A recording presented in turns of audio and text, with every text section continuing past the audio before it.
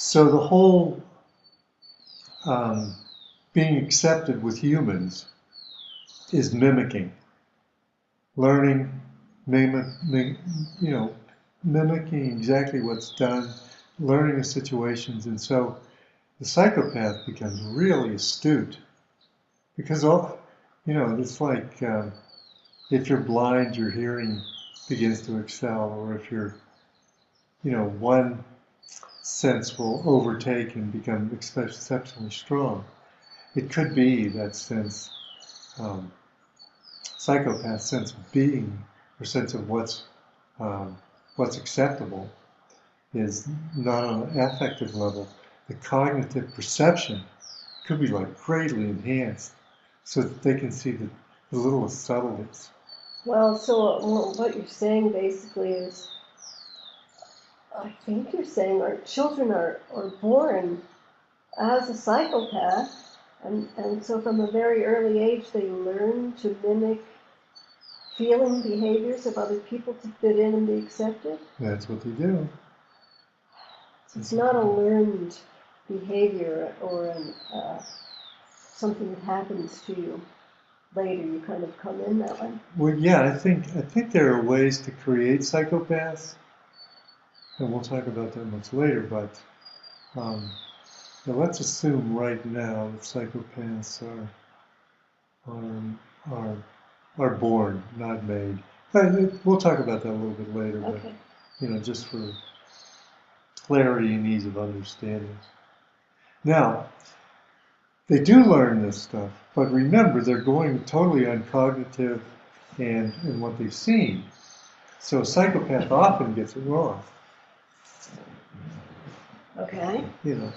Um, It's kind of like trial and error. right. How to be a good psychopath. Yeah, and also you don't know. Or how to look like you're a human if you are a psychopath. I think they really get good at it. I bet they do. Although there's the classic example of a psychopath at a funeral where, he acts sad and he can mimic what everybody does. He might even cry a little bit, but then he might turn and, put the moves on the widow. Oh, So because he doesn't, he doesn't know. He doesn't know. All he knows is if I behave this way, they'll accept me. So. Also, sometimes they have a hard time gauging the strength of the response. Since it's not natural, they're not actually feeling it. They sometimes just overact. And what I think of when I hear that is, remember seeing on YouTube Hillary Clinton's reaction to Gaddafi being killed, and then supposedly watching the killing of Gaddafi on a monitor or screen. She jumped around like a cheerleader. I mean, she was really almost giddy. She was overacting. She was, also she was overacting, and then there's something that relates to the psychopath's relationship with death that might have been really juicing her. Oh. I'm assuming Hillary's a psychopath because of her positions and her behavior. Mm-hmm. She has acted really out of character at times. Yes, she does. Yeah. Yes, she does. All right, that's the first one. They just totally lack empathy. Okay. Okay, no human feeling. Also, they lack remorse. Now, as we go through this, I think that the opposite, us being human, is wonderful. The fact that we have empathy, we can put ourselves in somebody else's shoes. I mean, we can almost experience their pain, and so also, then we want to work at pain avoidance together. I mean, because well, also it kind of builds, ethics and morality to be able to have some kind of an inkling of how your actions affect other people around you. If you perfectly. feel what they feel. That's exactly Put true. yourself in their shoes. That's why psychopaths have been called morally insane. Mm. They don't have it. And the next item is psychopaths lack any remorse. They have no emotion of personal regret after they've done something wrong. In other words, they have no guilt. Mm-hmm. If you look at psychopaths like O.J. Simpson or Colin Powell, who held up a vial of, I don't know, looked like nail polish to me, claimed it was a vial of some incredibly toxic bioweapon and said, you know, got us into a war with Iraq, basically, in front of the United Nations. Never heard him saying, oh, I might have been a little off target, or come clean about the fact that it was a total setup from the beginning. Mm-hmm. There's no remorse in these people. So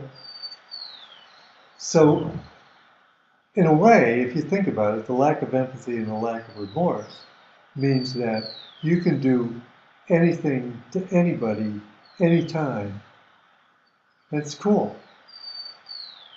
You don't have, you can't feel the effect of it on what it's done. Right. So there's a total lack of So you responsibility for your actions. The total lack of responsibility. You're just free to do whatever you want to anybody you want. For any aim. Because, you're not going to lose a minute's sleep over it. You're not going to have the problems of nightmares. No. Mm-hmm. Everything's cool. Right. It's going fine. No karma to deal with. No karma to deal with. Well, the third thing that I want to mention in this broadcast is there's a certain superficiality about psychopaths. They're like good actors or good frontmen because they just don't develop a passion for anything or interest in anything except, of course, themselves and their pursuit of power. Mm-hmm. So they're vacuous kind of shells of people.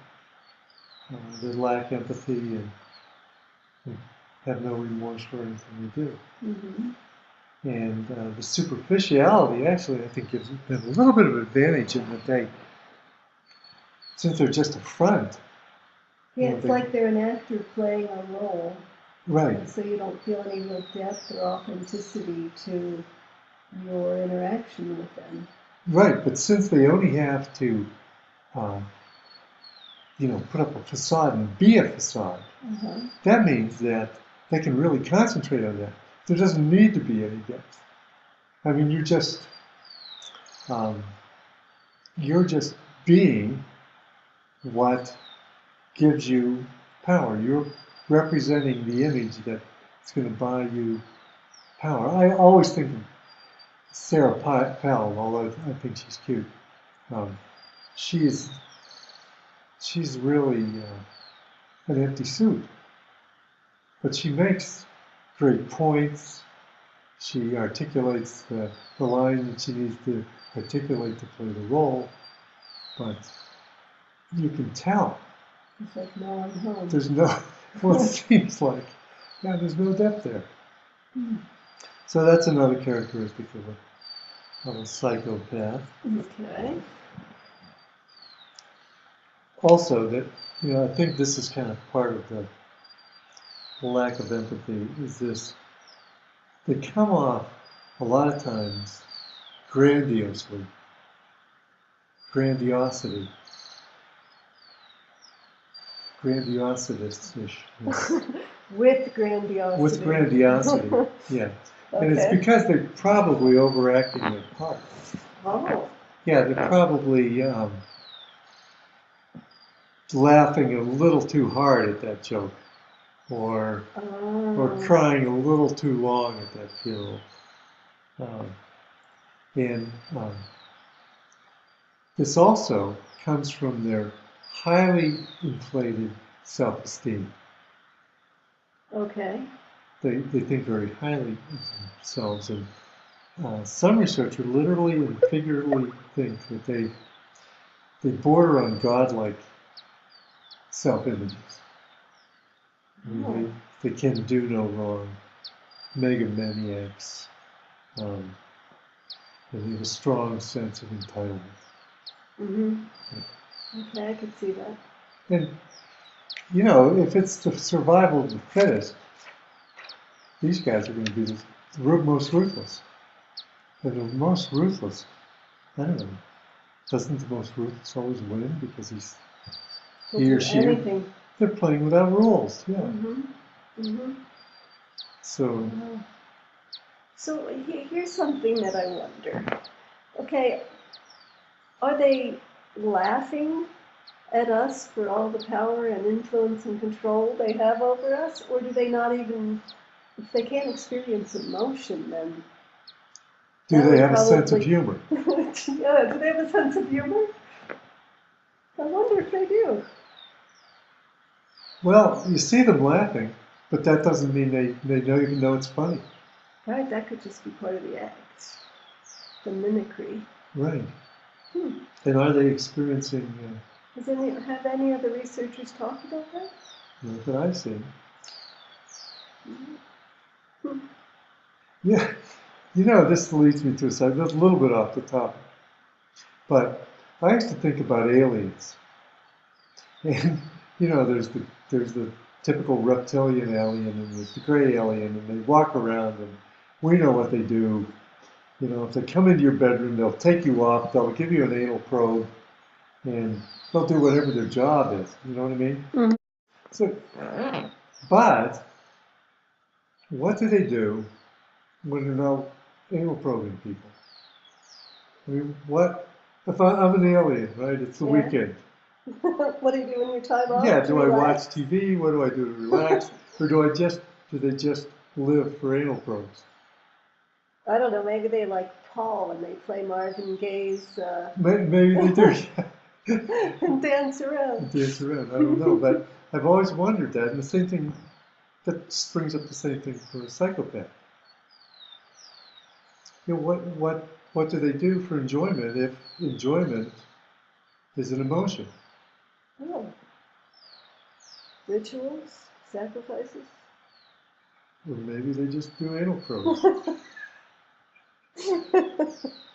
I'm not sure. You have a strange mind. Yeah, but It's a privilege to be let but yeah, in. but